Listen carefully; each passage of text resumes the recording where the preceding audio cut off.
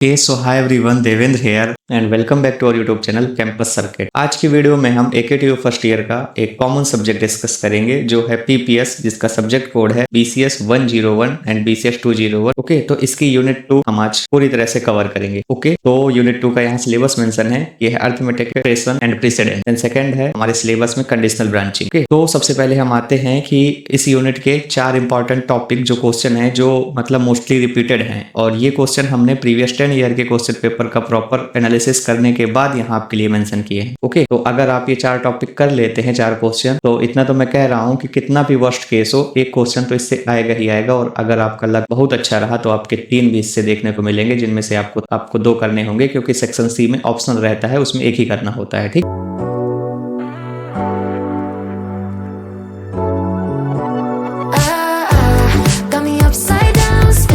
तो चलिए स्टार्ट करते हैं। सबसे पहले हम यूनिट 2 का क्वेश्चन नंबर 1 है। इसमें आपको मतलब एल्गोरिदम डिजाइन करना होगा और आपको फ्लो चार्ट बनाना होगा। किस लिए? कि आपको 3 नंबर दिए होंगे, तो मतलब 3 नंबर्स में से आपको लार्जेस्ट नंबर फाइंड करना होगा। ओके, तो इंट्रोडक्शन के लिए यहाँ पर है कि अगर हम मतलब लार्जेस्ट ऑफ 3 नंबर फाइंड करना चाहते हैं तो उसमें कंपेरिजन करना होगा और मतलब कंपेरिजन ऑपरेटर यूज होगा। ठीक है, और जो एल्गोरिदम होगा वो कंपेयर करेगा 3 नंबर को जो कि दिए हुए होंगे स्टेप बाय स्टेप, ये डिटरमाइन करने के लिए कि उनमें से तीनों में से किसकी वैल्यू सबसे ज्यादा ग्रेटेस्ट है। ओके, तो मतलब एल्गोरिदम की बात करें तो अगर हमें find the largest of 3 numbers का मतलब एल्गोरिदम डिजाइन करना है तो स्टेप फर्स्ट होगा कि स्टार्ट। ठीक, स्टार्ट करना होगा हमें। देन हमें रीड करना होगा तीनों नंबर, ठीक, ए बी सी। देन हमारा स्टेप थर्ड होगा कि हमें चेक करना होगा ए जो है तो बी से भी ग्रेटर है या इक्वल है, और इसके साथ में ये भी चेक करना होगा कि जो ए है वो सी से भी ग्रेटर है या इक्वल है। अगर ये हमारी कंडीशन ट्रू होती है तो जो ए है वो हमारा हो जाएगा लार्जेस्ट नंबर। क्यों? क्योंकि ये ए है तो बी से भी ग्रेटर है, सी से भी है। ठीक, और हमारे यहाँ 3 नंबर थे तो हमने पहली कंपैरिजन की। अगर नहीं होता है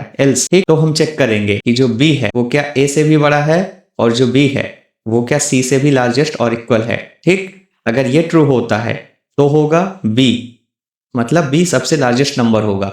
अगर ये भी सही नहीं होता देन हम स्टेप 5 होगा हमारा, 5th है, ये होगा हमारा सी इज द लार्जेस्ट नंबर, क्योंकि यहाँ पर ए भी नहीं हुआ लार्जेस्ट, बी भी नहीं हुआ, तो अब सी बचा हुआ जो है वो हो जाएगा लार्जेस्ट नंबर, क्योंकि हमारे 3 नंबर ही थे यहाँ पर। ठीक, और उसी को हम कर देंगे डिस्प्ले।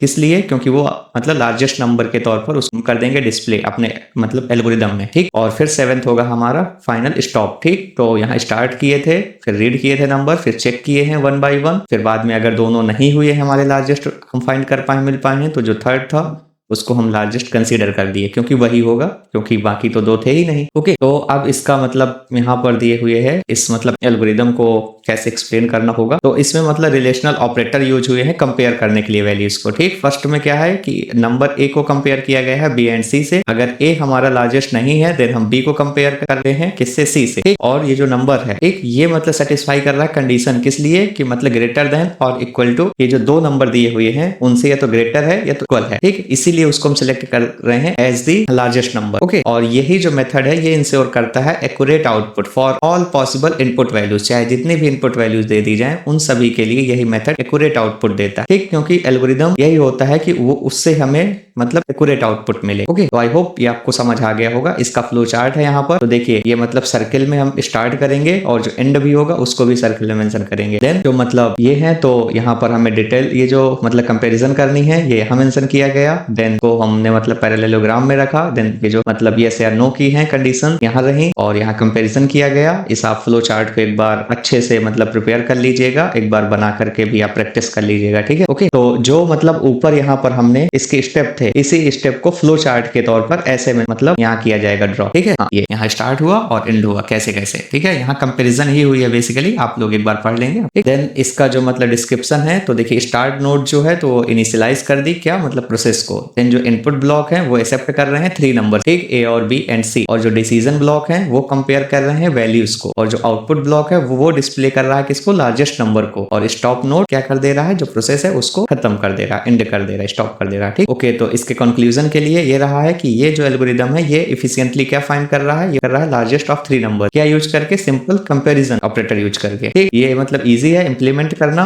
और ये कम टाइम लेता है और सुटेबल किस लिए है, basic problem for C programming में। ठीक, देन हम मूव करते हैं क्वेश्चन नंबर 2 जिसमें हमें मतलब प्लेन करना है फ्लो चार्ट को और उसके एडवांटेजेस। ठीक, तो मतलब इसमें हम मतलब फ्लो चार्ट बनाएंगे और ये फाइंड करने के लिए find the sum and average of n number. अगर हमें n नंबर दिए हैं तो उन n नंबर्स का मतलब सम और हमें उन n नंबर्स का एवरेज फाइंड करने के लिए। ठीक, और हम मतलब फ्लो चार्ट भी इसमें समझेंगे क्या होता है। ठीक, तो यहाँ पर डेफिनेशन ऑफ फ्लो चार्ट दिए हुए है, क्या होता है बेसिकली। तो ये मतलब एक ग्राफिकली मतलब रिप्रेजेंटेशन होता है कि अगर हमारे पास कोई एल्गोरिदम हम बना रहे हैं तो उसको ग्राफिकल वे में कैसे रिप्रेजेंट कर पाएंगे, ये होता है फ्लो चार्ट। ठीक, इसमें क्या होते हैं, इसमें मतलब स्टैंडर्ड सिंबल्स यूज किए जाते हैं क्या शो करने के लिए, सीक्वेंस ऑफ स्टेप्स, जो भी हम मतलब स्टेप्स ले रहे हैं। ठीक, मतलब अपने एल्गोरिदम में, तो उसी सीक्वेंस ऑफ स्टेप्स को शो करने के लिए एक मतलब हमारे जो भी स्टेप्स उनको किस सीक्वेंस में हम फॉलो कर रहे हैं, तो इसी में स्टैंडर्ड सिंबल्स का यूज होता है। और ये मतलब स्टेप क्यों लेते हैं, क्योंकि हमें डिसीजन मेकिंग करना होता है और इसी मतलब flow of control in a program, इसी को हम बोलते हैं फ्लो चार्ट।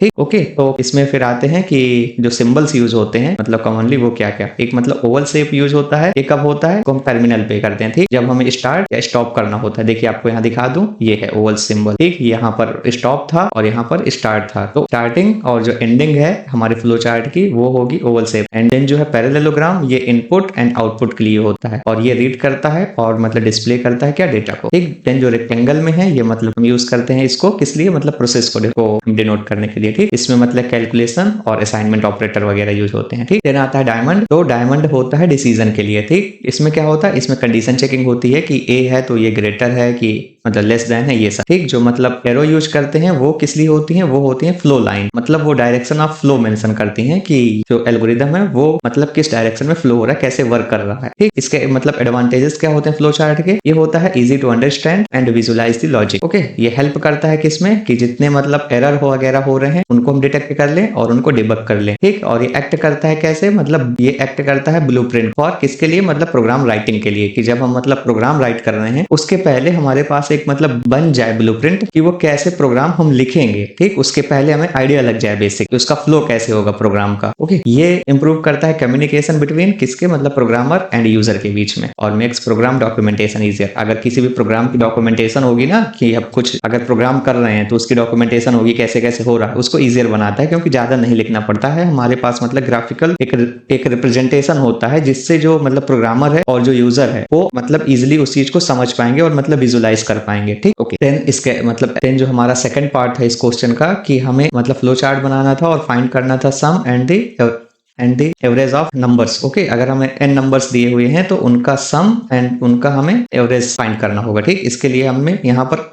मतलब एल्गोरिदम लिखना होगा। तो एल्गोरिदम में सबसे पहले स्टार्ट होगा, देन हम रीड वैल्यू ऑफ n, मतलब n की वैल्यू हम रीड करेंगे, उसको इनिशियलाइज करेंगे थर्ड स्टेप में, सम इक्वल 0 सबसे पहले, और i को इनिशियलाइज करेंगे 1 से। ठीक, देन हम नंबर्स को रीड करेंगे और ऐड करते जाएंगे नंबर को किसमें, सम में। ठीक, क्योंकि सम पहले हमारा 0 था और हम एक एक नंबर को रीड कर रहे हैं, देन उसी को मतलब ऐड करते जा रहे हैं और यहाँ पर सम की वैल्यू चेंज होती जाएगी। ठीक, इंक्रीमेंट i को इंक्रीमेंट करेंगे, यानी फर्स्ट नंबर है तो पहले ये इसमें फर्स्ट रीड होगा देन सेकंड होगा। ठीक, इसी को रिपीट करते जाएंगे 4 से 6 अंटिल मतलब उतने स्टेप तक, ये जो 4 और 6 जो हमारे स्टेप है इसको हम रिपीट करते रहेंगे। कब तक, जब तक जो हमारा n नंबर है, जो हमारा n है, ठीक, वो क्या हो जाएगा, वो हमारा हो जाएगा ग्रेटर देन और इक्वल टू i। ठीक, और फिर 8th में क्या है, हमें कैलकुलेट करना होगा एवरेज। एवरेज कैसे होता है, सम अपॉन जितने नंबर हैं। ठीक, मान लो यहाँ पर हमें 10 नंबर दिए थे तो हम यहाँ पर हमारे 10 नंबर्स का मतलब सम हो गया और अपॉन में हमने लिख दिया यहाँ पर 10। ठीक, ओके, आई होप आपको समझ आ गया होगा।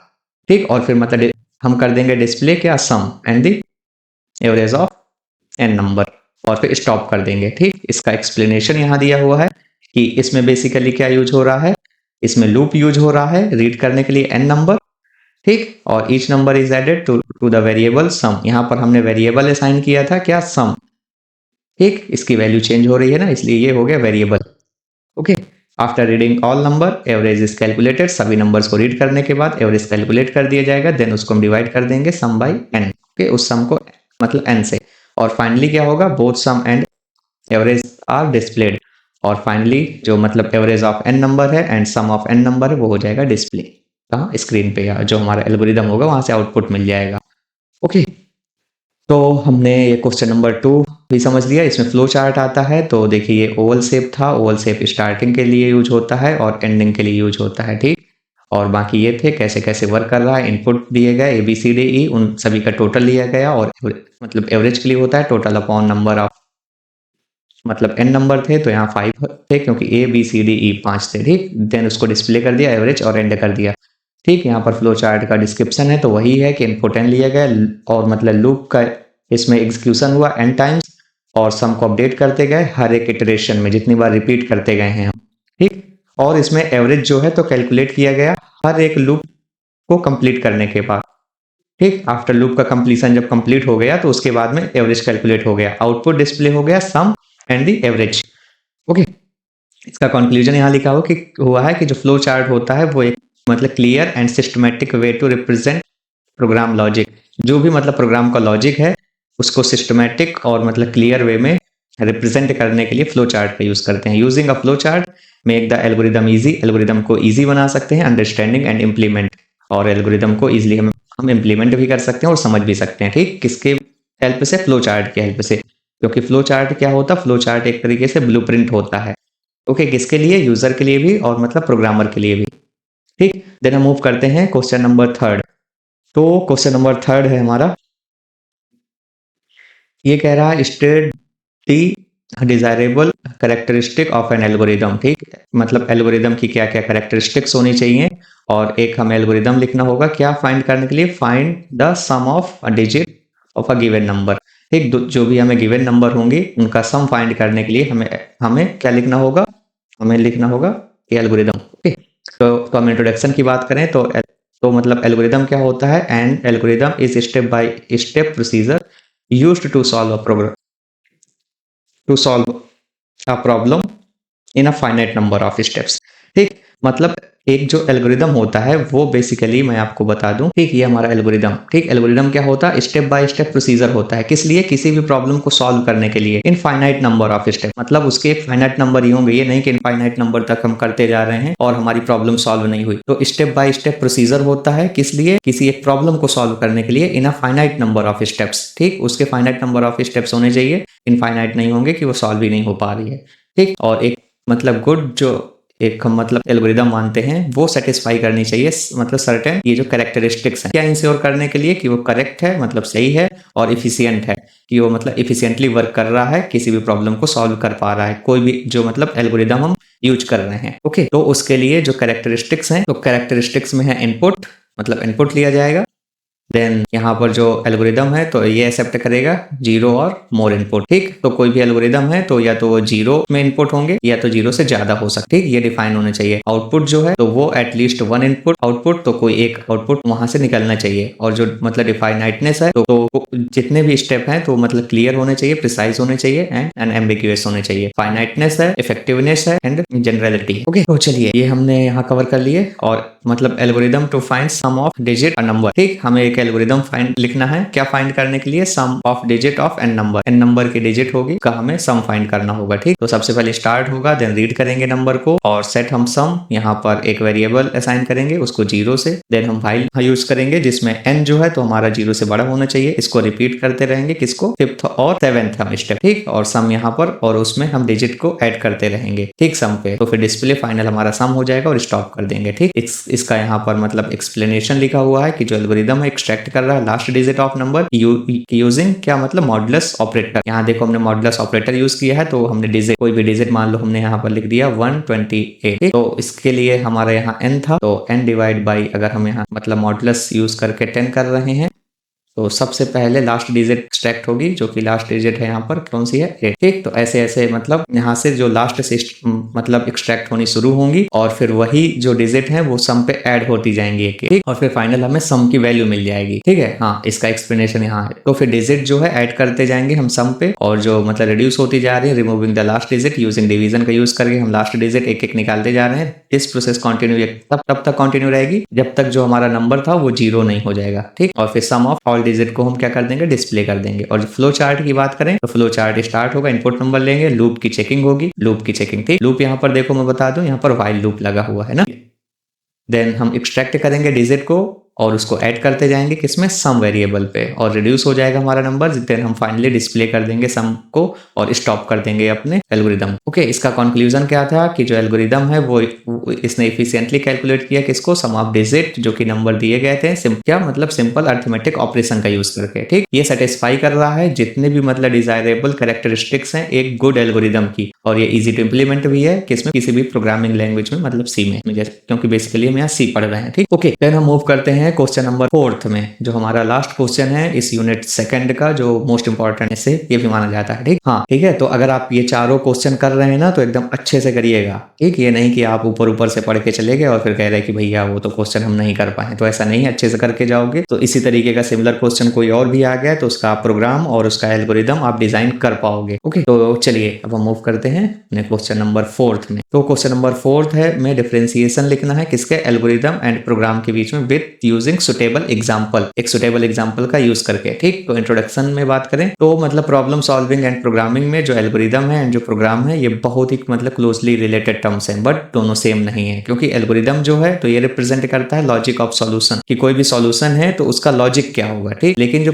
मतलब प्रोग्राम है ना वो क्या होता है, वो होता है इम्प्लीमेंटेशन ऑफ द लॉजिक। ठीक, मान लो हम जैसे आपको बता दें कि मतलब सम ऑफ n नंबर करना है। ठीक, जैसे हमें 5 नंबर दिए हुए हैं तो सम करना है, उसके लिए लॉजिक यही होगा ना कि एक एक नंबर को उठा करके हम ऐड करते जाएं। ये हमारा लॉजिक हो गया बेसिकली, पहले फर्स्ट नंबर हमने उठाया, देन सेकंड, देन फोर्थ, ऐसे करके। ठीक, ये हो गया लॉजिक। लेकिन इम्प्लीमेंटेशन, उसी लॉजिक को हम कैसे इंप्लीमेंट कर रहे हैं ये हमारा डिफाइन करेगा प्रोग्राम, किसमें, मतलब प्रोग्रामिंग लैंग्वेज में किसी भी। ठीक, तो अब इसकी डेफिनेशन है यहाँ एल्गोरिदम की, तो an algorithm is a finite set of well defined and step by step instruction used to solve a specific problem. किसी स्पेसिफिक प्रॉब्लम को सॉल्व करने के लिए जो स्टेप बाय स्टेप इंस्ट्रक्शन होते हैं, और जो ये finite set of well defined, मतलब फाइनाइट सेट में ही, मतलब फाइनाइट स्टेप में ही हमारा जो प्रॉब्लम है वो सॉल्व हो जाना चाहिए, उसी को हम मतलब एल्गोरिदम बोलते हैं। अगर हमारी कोई भी प्रॉब्लम है तो वो फाइनाइट स्टेप में सॉल्व हो जाए, और इसके लिए एक हमारा मतलब प्रोसीजर डिफाइंड होगा जो कि step by step instruction follow करेगा। ठीक, यही होता है हमारा एल्गोरिदम। ओके, आप डेफिनेशन मतलब प्रोग्राम की बात करें तो ये मतलब प्रोग्राम क्या होता है इसको डिफाइन करना होगा। तो प्रोग्राम क्या होता है, सेट ऑफ इंस्ट्रक्शन होता है रिटन इन प्रोग्रामिंग लैंग्वेज, किसी भी प्रोग्रामिंग लैंग्वेज में लिखा हुआ सेट ऑफ इंस्ट्रक्शन जो होगा वो होगा प्रोग्राम, और जो well defined step by step procedure होगा उस प्रॉब्लम को सॉल्व करने के लिए वो होगा मतलब एल्गोरिदम। ठीक, तो इनके बीच में आपको डिफरेंस आई होप समझ आ गया होगा। जो कि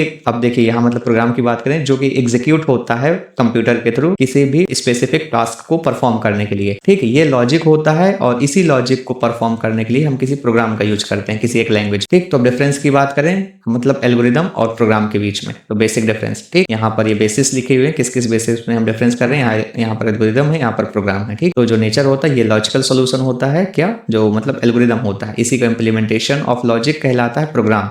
ठीक, लैंग्वेज ये मतलब इंग्लिश या तो सीडो कोड में लिख सकते हैं, कोई इसके लिए प्रोग्रामिंग लैंग्वेज स्पेसिफाइड नहीं होती है, हम नॉर्मल इंग्लिश में लिखते हैं या सीडो कोड में, क्योंकि लॉजिक होता है। ठीक, इसको हम किसी प्रोग्रामिंग लैंग्वेज में ही लिखेंगे, लाइक सी में, जावा में, पाइथन में, एटसेट्रा। ठीक, और जो एग्जीक्यूशन है ये इसको हम एग्जीक्यूट डायरेक्टली नहीं कर सकते हैं क्योंकि इसमें सिर्फ लॉजिक होता है सॉल्यूशन, लेकिन इसको है तो हम कंपाइल कर पा रहे हैं और एग्जीक्यूट कर पा रहे हैं प्रोग्राम को। ठीक, और इसमें कोई सिंटेक्स वगैरह का रूल नहीं होता है एल्गोरिदम में, लेकिन जो मतलब प्रोग्रामिंग है तो उसमें सिंटेक्स का स्ट्रिक्टली रूल होता है। ये इंडिपेंडेंट ऑफ मतलब प्रोग्रामिंग लैंग्वेज है, किसी भी मतलब प्रोग्रामिंग लैंग्वेज, इसमें कोई ये नहीं होता है कि लाइक हम पाइथन से करें तो ही हम एल्गोरिदम बना पाएंगे जावा। ठीक, लेकिन इसमें है तो ये डिपेंडेंट होता है, किसी भी प्रॉब्लम को सॉल्व करना है तो हम एक स्पेसिफिक मतलब प्रॉब्लम ये मतलब प्रोग्रामिंग लेंगे देन सॉल्व करेंगे। ठीक, उसका यूज करके, लेकिन ये जो है ये मतलब एल्गोरिदम है उसको हम डिजाइन कर लिए, उसी के लॉजिक हम किसी भी प्रोग्रामिंग का यूज करके सॉल्व कर सकते हैं। और इसमें मतलब इसमें क्या होता है, इसमें मतलब लॉजिकल जो गलतियां हैं वो हो पाएंगी, लाइक हमारे लॉजिक हमने मतलब गलत बिल्ड कर लिए तो, और इसमें क्या है, इसमें सिंटेक्स एंड जो लॉजिकल एरर है वो दोनों हो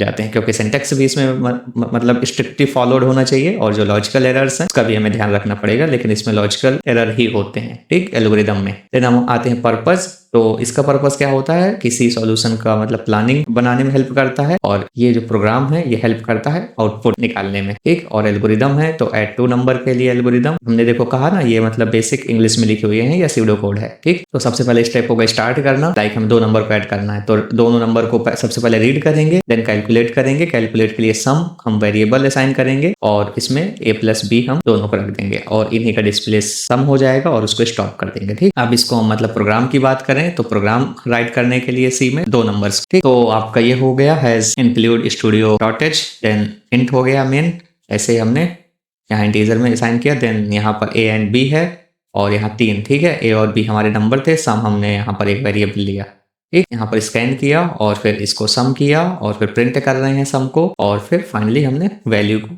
मतलब रिटर्न कर दिया 0 को, और यहाँ पर ये हमारा बंद हो गया, ठीक। और यहाँ से आउटपुट हमें मिल जाएगा, ठीक, फाइनल। देन इसका मतलब एक्सप्लेनेशन है, तो हम इसके मतलब एक्सप्लेनेशन की बात करें तो जो एल्गोरिदम है वो फोकस करता है step by step required to solve the problem, ठीक। जो स्टेप बाय स्टेप प्रोसीजर होता है क्या सॉल्व करने के लिए किसी प्रॉब्लम को, और जो प्रोग्राम होता है वो फोकस करता है कि वो जो स्टेप्स हैं उनको किस में मतलब एक स्पेसिफिक मतलब सिंटेक्स रूल में लिखे जाएं उससे आउटपुट लेने के लिए, ओके। और जो एल्गोरिदम है वो प्रिपेयर्ड होता है, कोडिंग के पहले हमें प्रिपेयर करना होता है। जो प्रोग्राम है वो आफ्टर मतलब एल्गोरिदम जब बन जाता है उसके बाद ही हम कोड कर पाते, ठीक। हाँ, क्योंकि एल्गोरिदम पहले हम सोचेंगे लॉजिक उस प्रॉब्लम को सॉल्व करने के लिए, वो होगा हमारा मतलब एल्गोरिदम, और उसको इम्प्लीमेंट करेंगे किसी एक प्रोग्रामिंग का यूज करके, वो हमारा होगा प्रोग्राम, ठीक। देन हम मूव करते हैं अपने कंक्लूजन पे। तो कंक्लूजन क्या होता है कि कोई मतलब एल्गोरिदम है वो हमें क्लियर और लॉजिकल स्ट्रक्चर देता है किसी प्रॉब्लम को सॉल्व करने के लिए, जबकि जो मतलब प्रोग्राम है वो क्या होता है वो कन्वर्ट करता है उस लॉजिक को किसमें किसी एक एग्जीक्यूटेबल फॉर्म में, ठीक है। ये दोनों इसेंशियल पार्ट हैं किसके किसी भी मतलब सॉल्विंग इन